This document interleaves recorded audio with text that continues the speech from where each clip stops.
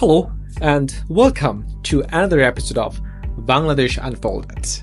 I'm Tohin and today I'm diving into one of the most critical discussions of our time, the deep-rooted relationship between India and the Awami League and how it has shaped Bangladesh's politics over the last 15 years and where we stand today. Let's get started.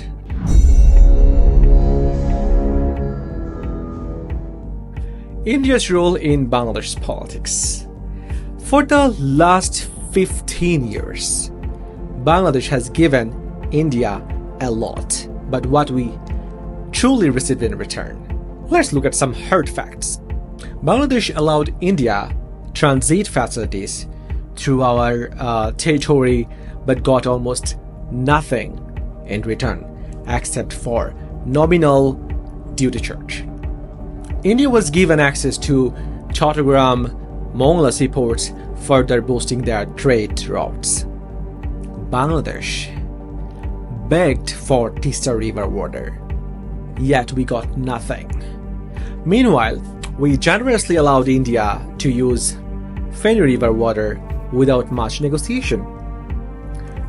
Billions of money were spent importing electricity from Adani, despite the availability of alternative options. And that's the most shocking thing.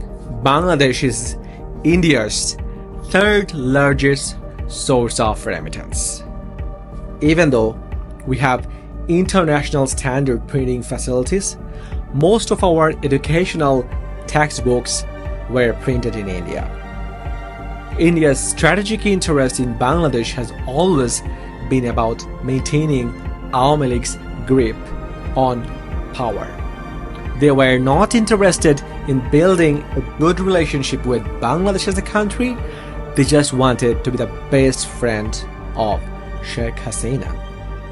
Recently, India has been pushing fake narratives about minority oppression in Bangladesh. Social media is filled with old and unrelated videos claiming they show Hindu persecution in our country.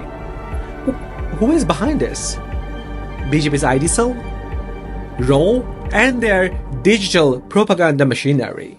They're spreading lies to create a Hindu-Muslim divide in Bangladesh so that the same thing can happen on Kolkata, West Bengal, securing more votes for BJP.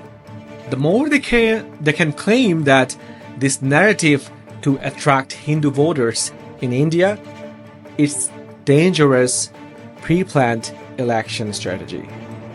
Thankfully, Bangladesh is not blind. We understand this game.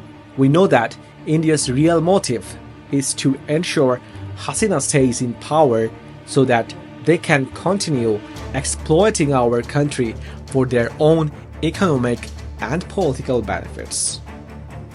Let's not forget what Awami League has done over the years. In 2009, Bidyar Pilkhana massacre, 57 of army officers were brutally murdered under suspicious circumstances. In May 2013, Shapla Chattor mass killing, innocent madrasa students were attacked and killed in the dark of the night. In July 2024, student movement crackdown. The government once again used force against students demanding fair treatment. Now, in the most humiliating act, Sheikh Hasina even asked for forgiveness from Delhi on live TV. What kind of national leader does that? But Bangladeshis are not forgetful. We will always remember these betrayals. And what's the BNP's role? Is BNP becoming a new Awami League? BNP Senior Joint Secretary General Ruhul Kabir Rizvi criticized the removal of Bangabandhu Sheikh Mujibur Rahman's photo from Bangabhavan, stating that such actions should not have occurred. This position appears contradictory given the BNP's historical opposition to the Awami League and its leadership. Just a reminder to the BNP, you could not even remove the sand truck from your chairperson's residence for 17 years of your so-called Andolon. So don't try to take credit for the July revolution. Bangladeshis haven't forgotten how your party became the champion of corruption during your rule from 2001 to 2006. Instead of seeking undue recognition, support the interim government in reforming the country. Otherwise, it won't be long before you face the same fate as the Awami League. BNP is also failing to bring real change. While they criticize Awami League, they are also resisting political reforms that could benefit the nation. Instead of pushing for reforms, all they care about is an election. BNP must understand that if they try to serve India's interest in the future like Awami League did, people of Bangladesh will not tolerate it. They must break free from the cycle of politics and work towards real reforms that benefit Bangladeshis first, not Delhi. Bangladesh needs to be wary of Indian interfere in our politics. The interim government must take necessary steps to counter Indian propaganda and focus on ensuring national sovereignty. The people of Bangladesh have spoken.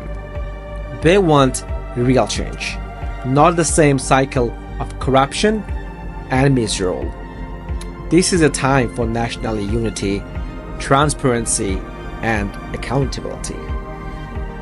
We as citizens must ensure that the voices of the people are not drowned out by the political blame game. The revelation wasn't about one party or another.